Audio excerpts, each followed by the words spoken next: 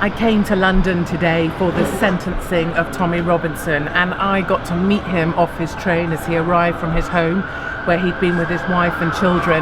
And I have to tell you, just the nervousness that I woke up with this morning. I didn't sleep last night either, just the anxiety, the tension of it all, the feeling sick.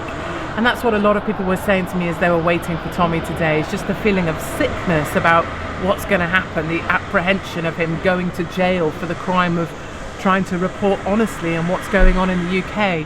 But I think, meeting him off the train, the way that he is surrounded by so many people, it was just overwhelming. Just for one moment in time, I suddenly felt like Britain was alive again.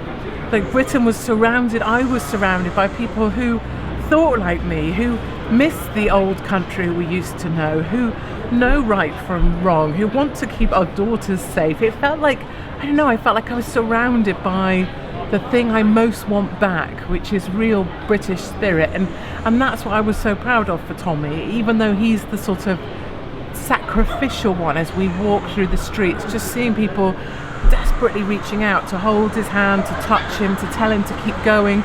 People trying to put money in his hand so he can buy snacks if he goes to prison.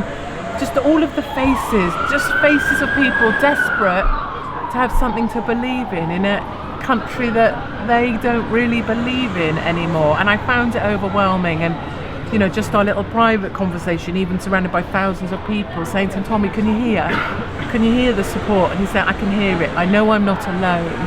I found that really comforting, and I just spent a little bit of time privately there with Tommy's wife and was able to tell her that when he went inside that court, he was able to say, I know I'm not alone. And that was something I felt that was really strong for his wife, who's just about holding it together.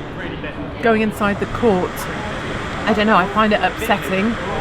Court 2, formal, security check, doc this, have this, where's your pass, people in wigs, big textbooks, all looking very serious and sensible, and the press pack in there, all finding reasons, old law that proves this, law that was written in a time before there were even cars, before there were even roads, flipping through, finding case history to prove why Tommy should go to prison for the crime of repeating information already in the public domain using his phone. I mean, really. And of course, the court the establishment wanted to find him guilty, wanted to sentence him to prison time. And despite there never having been anyone ever sent to prison for his crime, for perverting the course of justice, for contempt of court, they managed to find a reason to send Tommy to prison.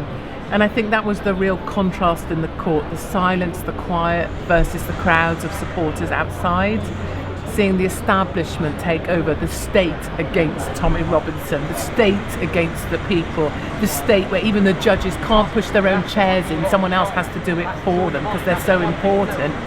And then the worst thing of all for me and for friends and colleagues there was seeing that kind of reinforced plastic cage that they put the guilty in, seeing the locks and the keys on the side of the officers, the guards in the room, and then watching him go down, physically go down steps, go down inside. And he said to me, I was just talking to him just before he got sent down, and he really is literally sent down.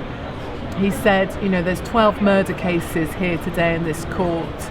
I'm the 13th case, and I will wait till the end of the day. I will be put in a van with 12 murderers, and I'll be taken to prison. And he still is incredulous that this could happen in the UK today. And I think Tommy's message, I want to reflect it fairly, is this is a warning for America. It doesn't stop with Tommy Robinson.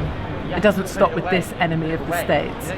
It goes on. Someone else will be next. Me, whomever, another journalist will be next. And this will go on and on until it gets to America too.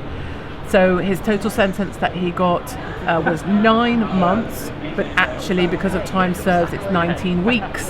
And then he only has to spend half of that, not only, but half of that inside. So he will spend half of 19 weeks inside prison for the crime of causing anxiety to majority Pakistani Muslim paedophiles. This is the state of the UK, and this is the state versus Tommy Robinson.